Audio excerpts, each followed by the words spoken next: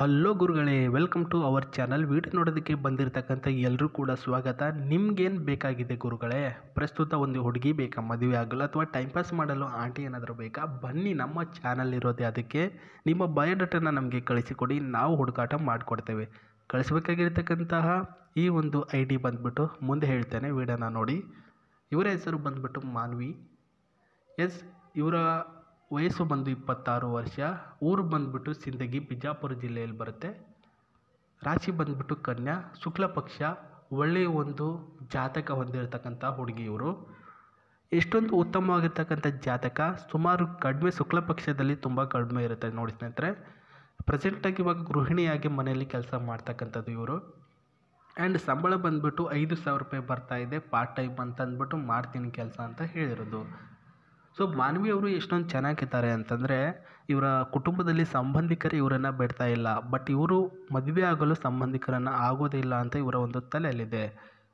So ಇವರ ಹೆಚ್ಚಿನ ಮಾಹಿತಿ ನೋಡೋದಾದರೆ, ಮಾನ್ವಿ ಅವರು ಹೇಳಿರೋದು, ಪ್ರಸ್ತುತ ಸರ್ ನನಗೆ 2 ಜನ ತಂಗಿಯರಿದ್ದಾರೆ. ಆದರೆ ಮೊದಲು ನನ್ನ ಒಂದು ವಿವಾಹ ಆದ ನಂತರ ಅವರ ಒಂದು ಮದುವೆ ನನ್ನ ಗಂಡನಿಂದಲೇ ಆಗಬೇಕು. ಅಂದರೆ ಅವರು ಒಂದು ಮುಂದಾಳತ್ವದಲ್ಲಿ ಮುಂದೆ ನಿಂತ್ಕೊಂಡು ಮಾಡಬೇಕು.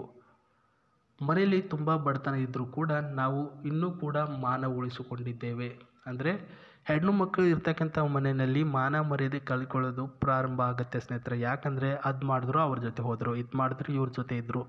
ಈ ರೀತಿ ಮಾತುಗಳು ಬರಬಾರ್ದು ಅಂತ ನಾವು ಪ್ರಾಣಕ್ಕೆ ಎಷ್ಟು ಒತ್ತು ಕೊಡ್ತೀವಿ ಅದೇ ರೀತಿ ಮಾನಕ್ಕೂ ಕೂಡ ಕೊಟ್ಟಿದ್ದೇವೆ ಅಂತ ಹೇಳಿರೋದು. ನೀವು ನಮ್ಮ ಒಂದು ಕುಟುಂಬಕ್ಕೆ ಆಸರೆ ಆಗುವಂತಹ ಹುಡುಗ ಇರಬೇಕು. ಸೊ ದುಡ್ಡಿನ ವಿಚಾರದಲ್ಲಿ ಆಸರೆ ಆಗೋದೇನು ಬೇಡ, ಮಾತಿನ ವಿಚಾರದಲ್ಲಿ, ನಮ್ಮ ಸಂಸ್ಕಾರದ ವಿಚಾರದಲ್ಲಿ, ನಮಗೆ ತಿಳುವಳಿಕೆ ಹೇಳುವ ವಿಚಾರದಲ್ಲಿ ಒಂದು ಒಳ್ಳೆಯ ವ್ಯಕ್ತಿ ಆಗಿದ್ದರೆ, ಆಸರೆ ಆಗಿದ್ದರೆ ಸಾಕು ಅಂತ ಹೇಳಿದ್ದಾರೆ. ಹುಡುಗ ಪೂರ್ಣ ವಿವರದೊಂದಿಗೆ ತಿಳಿಸಿಕೊಡಿ, ನಾನು ನನ್ನ ಮಾಹಿತಿಗಳನ್ನು ನಿಮಗೆ ಕಳಿಸಿಕೊಡ್ತೇನೆ. ಇಬ್ಬರದು ಕೂಡ ಉತ್ತಮವಾಗಿರ್ತಕ್ಕಂಥ ಕೂಡಿ ಬಂದಿರತಕ್ಕಂಥ ಜಾತಕ ಆದರೆ ಮುಂದುವರಿಯೋಣ ಅಂತ ಹೇಳಿರೋದು. ಸೊ ನೀವು ಕಳಿಸಿ ಈ ಒಂದು ಜಿಮೇಲ್ ಐ ಡಿಗೆ sri9591@gmail.com ಕಳಿಸೋದನ್ನು ಮರಿಬೇಡಿ. ಈಸಿ ಆಗುತ್ತೆ, ಈಸಿಯಾಗಿ ಕಳಿಸಿ. ಇಲ್ಲ ಅಂದರೆ ಕಮೆಂಟ್ ಬಾಕ್ಸಲ್ಲಿ ತಿಳಿಸಿ. ಸೊ ಡಿಸ್ಕ್ರಿಪ್ಷನಲ್ಲಿ ವಾಟ್ಸಪ್ ಲಿಂಕ್ ಕೊಟ್ಟಿದ್ದೇನೆ, ಅಲ್ಲಿಂದಲೂ ಕೂಡ ಕಳಿಸಿ. ನಿಮಗೆ ಯಾವುದು ಈಸಿ ಆಗುತ್ತೋ ಅಲ್ಲಿಂದ ನೀವು ಕಳಿಸ್ಬೋದು. ಆ್ಯಂಡ್ ಬಡತನ ಅಂತಂದರೆ ಯಾವ ರೀತಿಯಲ್ಲಿ ಬಡತನ ಇದೆ, ಇವರ ಕನಸುಗಳೇನು ಅಂತ ನೋಡ್ತಾಯಿದ್ರೆ, ಸೊ ಇವರಿಗೊಂದು ಕನಸು ಬಂದ್ಬಿಟ್ಟು ಲೈಫ್ನಲ್ಲಿ 3 ಜನ ಹೆಣ್ಣು ಮಕ್ಕಳು ಏನಿದ್ದೇವೆ, 3 ಜನದಲ್ಲಿ ಯಾವ ರೀತಿಯಲ್ಲಿ ಎಂಜಾಯ್ ಮಾಡಬೇಕು, ಹಾಗೆಲ್ಲ ಸುತ್ತಾಡಬೇಕು, ಏನೆಲ್ಲ ಮಾಡಬೇಕು ಅನ್ನೋದ್ರ ಬಗ್ಗೆ ನಮಗೆ ಸ್ವಲ್ಪ ಗಮನ ಕಡಿಮೆ ಇದೆ. ನನ್ನ ಒಳ್ಳೆಯ ಒಂದು ರಿಲೇಟಿವ್ಸ್ ಏನಿದ್ದಾರೆ ತುಂಬ ಒಳ್ಳೆಯವರು. ಬಟ್ ಅವರು ಎಷ್ಟು ಒಳ್ಳೆಯವರು ಅಂತಾರೆ, ನಾವು ಕಷ್ಟ ಇದ್ದುಬಿಟ್ಟು ನಾವು ಸಾಯ್ತಿದ್ದೀವಿ ಅಂತಂದರೂ ಕೂಡ 1 ರೂಪಾಯಿ ಕೊಡಲ್ಲ. ಅಷ್ಟೊಂದು ತುಂಬ ಒಳ್ಳೆಯವರು ಇವರ ಒಂದು ಕುಟುಂಬದವರು ಅಂತ ಹೇಳಿದ್ದಾರೆ ಗೆಳೆಯರೇ. ಸೊ ಒಬ್ಬ ಮನುಷ್ಯ ಏನಾದರೂ ಸಾಯ್ತಿದ್ದಾನೆ, ಏನಾದರೂ ಮಾಡ್ತಿದ್ದಾನೆ ಅಂದರೆ ಸಾಯ್ಲಿ ಬಿಡು, ನನಗೆ ಯಾಕೆ ಅನ್ನುವಂತಹ ಕಾಲ ಇದೆ. ಅಂತಂದರೆ ರಿಲೇಟಿವ್ ಬಂದುಬಿಟ್ಟು ನಮಗೆ ಸಪೋರ್ಟ್ ಮಾಡ್ತಾರೆ, ಯಾವ ಕಾಲಕ್ಕೂ ಕೂಡ ಆಗಲ್ಲ. ಸೊ ಆ ಒಂದು ಸಮಸ್ಯೆ ಇವರಲ್ಲೂ ಕೂಡ ಇದೆ. ಸೊ ಇವರ ಕನಸು ಏನಿಲ್ಲ, ಒಬ್ಬ ಒಳ್ಳೆಯ ಹುಡುಗಿಗೆ ಯಾವ ರೀತಿ ಸಿಗಬೇಕು ಅಂದರೆ, ಈ ಕಡೆ ಇವರ ಒಂದು ಬಡತನ ಕೂಡ ಹೋಗಬೇಕು ಆ್ಯಂಡ್ ಇವರ ತಂಗಿಯವರ ಮದುವೆ ಕೂಡ ಆಗಬೇಕು. ಆ ರೀತಿ ಹುಡುಗನ ಹುಡುಕಾಟ ಮಾಡೋದರಲ್ಲಿ ಸ್ವಲ್ಪ ಲೇಟ್ ಆಗ್ತಿದ್ದಾರೆ ಅಷ್ಟೇ. ಬಿಟ್ಟರೆ ಇವ್ರ ಹತ್ರ ಪರ್ಸನಲ್ ಆಗಿ ಇವರ ತೊಂದರೆಗಳಾಗಿರಲಿ ಏನೂ ಕೂಡ ಇಲ್ವಾ ಅಂತ ಹೇಳಿದ್ದಾರೆ ಸ್ನೇಹಿತರೆ. ಸೊ ನೋಡಿ, ಇದು ಒಬ್ಬ ಜವಾಬ್ದಾರಿಯುತ ವ್ಯಕ್ತಿ ಮಾಡಬೇಕಾಗಿರ್ತಕ್ಕಂಥ ಕೆಲಸ. ಇವಾಗ ಮನೇಲಿ ಹಿರಿಯ ಮಗ ಅಂತ ಮಾಡಬೇಕಾಗಿರ್ತಕ್ಕಂಥ ಕೆಲಸ ಹಿರಿಯ ಮಗಳು ಮಾಡ್ತಿದ್ದಾಳೆ. ತಂದೆ ತಾಯಿಯವರು ಕೂಡ ಇಬ್ಬರು ಕೂಡ ಇದ್ದಾರೆ ನೋಡಿ. ಅವರ ಕನಸು ಬಂದುಬಿಟ್ಟು ಒಂದು ಕಾರನ್ನು ತೆಗೆದುಕೊಳ್ಬೇಕು. ಅದರಲ್ಲಿ ನನ್ನ ತಂಗಿ ಇದ್ದರು, ನನ್ನ ತಂದೆ ತಾಯಿಯರನ್ನ ಕರ್ಕೊಂಡು ಒಂದು ಲಾಂಗ್ ಡ್ರೈವ್ ಹೋಗಬೇಕು ವಿತ್ ನನ್ನ ಒಂದು ಗಂಡನೊಂದಿಗೆ. ಸುತ್ತಾಡಬೇಕು, ಅಲ್ಲಿ ಇಲ್ಲಿ ಹೋಗಬೇಕು ಅಂತ ಕನಸುಗಳನ್ನು ಕಟ್ಟಿಕೊಂಡಿದ್ದಾರೆ. ಅದು ನಿಮ್ಮ ಮೂಲಕ ಈಡೇರಿಸಿ ಅಂತ ಕೇಳ್ಕೊಳ್ತಿದ್ದಾರೆ. ಆಯಿತು ಅಂದರೆ ಈಡೇರಿಸಿ, ಇಲ್ಲ ಅಂತಂದರೆ ಪರವಾಗಿಲ್ಲ. ಸೊ ಅದು ಮುಂದೆ ಯಾವತ್ತಾದರೂ ಈಡೇರಿಸ್ಕೊಳ್ಳೋಣ. ಸೊ ಯಾಕೆ ಇಷ್ಟಪಡ್ತಿದ್ದಾರೆ ಅಂದರೆ, ಇದರಲ್ಲಿ ಒಂದು ಸಲನಾದರೂ ಕೂತ್ಕೊಳ್ಬೇಕು. ಯಾರಾದರೂ ಹೋಗ್ತಿದ್ದಾರೆ ಅಂತಂದರೆ ವಾವ್ ಏನು ಸಖತ್ತಾಗಿದೆ, ನಾನು ಕೂಡ ಇದರಲ್ಲಿ ಹೋಗ್ಬೋದಾ?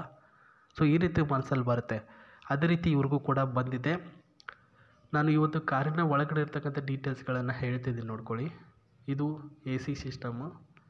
ಸೊ ಈ ಒಂದು AC ಬಂದುಬಿಟ್ಟು ಫ್ರಂಟ್ ಸೈಡಲ್ಲಿ ಕುಳಿತುಕೊಳ್ಳುವಂಥ ವ್ಯಕ್ತಿಗೆ ಬರುತ್ತೆ. ಆ್ಯಂಡ್ ಇದು ಬಂದುಬಿಟ್ಟು ಸ್ಟೇರಿಂಗು. ಸ್ಪೀಡ್ ಲಿಮಿಟ್ ಇವರು ಇಟ್ಟಿರೋದು ಬಂದುಬಿಟ್ಟು 130 ಸ್ಪೀಡ್ ಲಿಮಿಟಲ್ಲಿ ಈ ಒಂದು ಕಾರ್ ಇದೆ. ಟಾಟಾ ಪಂಚ್ ಕಾರ್ ಇದು. ಹಾಗಾಗಿ ಸ್ಪೀಡ್ ಲಿಮಿಟು ತುಂಬ ಅಂದರೆ ತುಂಬ ಕಡಿಮೆ.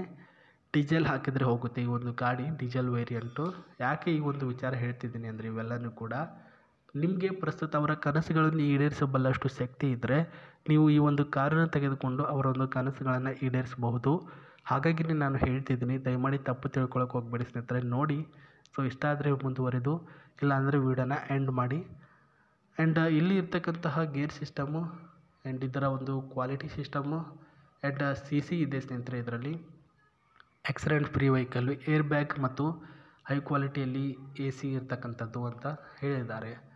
ಸೊ ಸಾಕು, ನಾನು ಇದ್ರ ಬಗ್ಗೆ ಹೆಚ್ಚಿಗೆ ಏನು ಹೇಳಲ್ಲ, ಬಿಟ್ಟಿದ್ದೇನೆ ನಿಮಗೆ. ನೀವು ಯಾವ ರೀತಿಯಲ್ಲಿ ಮಾಡ್ತೀರೋ ಅದೇ ರೀತಿಯಲ್ಲಿ ಮಾಡಿ, ಒಟ್ಟಲ್ಲಿ ಅವ್ರ ಜೊತೆ ಒಳ್ಳೆ ರೀತಿಯಲ್ಲಿರಿ. ಒಳ್ಳೆಯದಾಗಲಿ. ವೀಡಿಯೋಗೊಂದು ಲೈಕ್ ಕೊಡು ಗುರು. ನಮಸ್ತೆ, ಬಾಯ್.